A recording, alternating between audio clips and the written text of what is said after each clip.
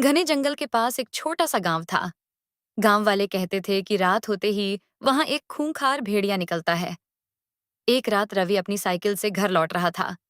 अचानक सड़क के बीचों बीच उसे एक बड़ा काला भेड़िया दिखा। रवि डर गया। उसने तेजी से साइकिल चलानी शुरू की, लेकिन भेड़िया उसके पीछे दौड़ने लगा। कुछ दूर जाकर रवि गिर पड़ा।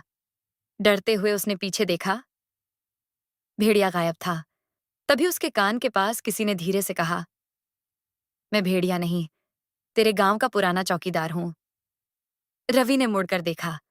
उस आदमी का चेहरा आधा इंसान और आधा भेड़िया था। रवि की सांसें रुक गईं। उसके हाथ कांपने लगे।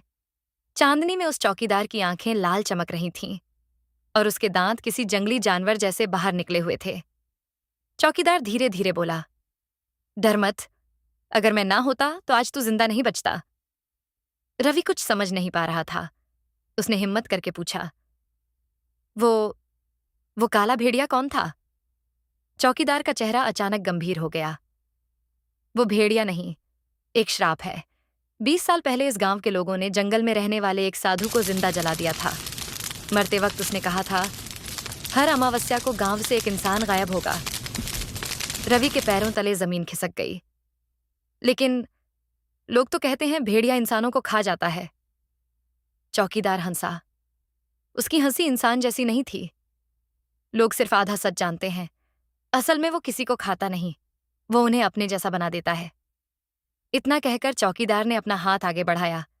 उसकी उंगलियां धीरे धीरे पंजों में बदलने लगीं। रवि पीछे हटने लगा।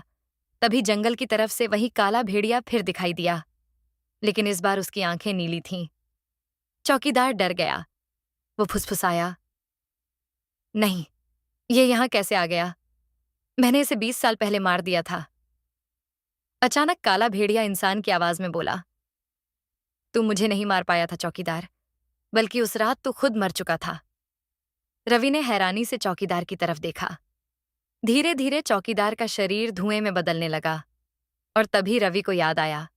गांव के बाहर लगे पुराने पत्थर पर लिखा था, इस जंगल में मरा हुआ चौकीदार आज भी रात को रास्ता भटकने वालों को घर पहुंचाता है।